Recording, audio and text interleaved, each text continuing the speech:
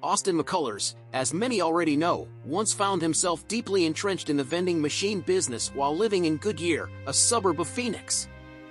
What began as a seemingly honest path to entrepreneurship felt like a fresh start, an opportunity to rebuild his life after years of struggling with addiction to both drugs and gambling.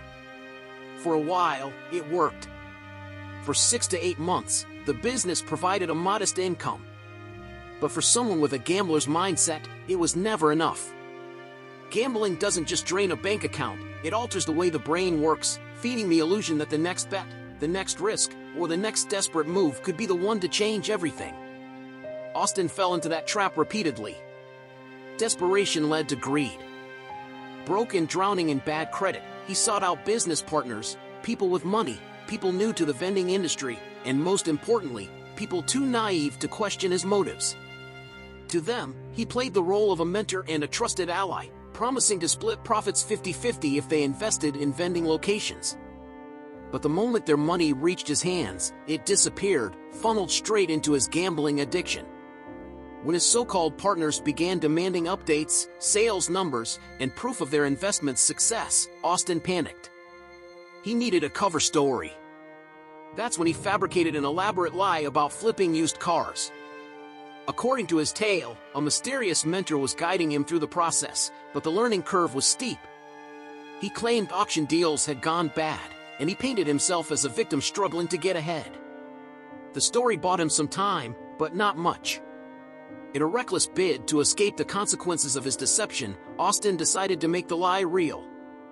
With what little money he had left, and a loan from a dangerous lender, he purchased a car at auction. It was a beat-up Kia, cheap and rough around the edges, but he convinced himself it was a ticket out of his financial hole. It wasn't. The car was a disaster, plagued by a failing engine and a wrecked transmission. Every mechanic he consulted made it clear the repairs would cost more than the vehicle was worth. Still, he clung to the belief that a big gambling win could fix everything. Instead, he only dug himself deeper. When the loan shark came calling, the situation turned dire. He wasn't interested in excuses, he wanted his money, and he wanted it immediately. Austin tried to buy time, dodging calls and ignoring texts, but he knew he was on borrowed time. Meanwhile, his vending partners began to connect the dots.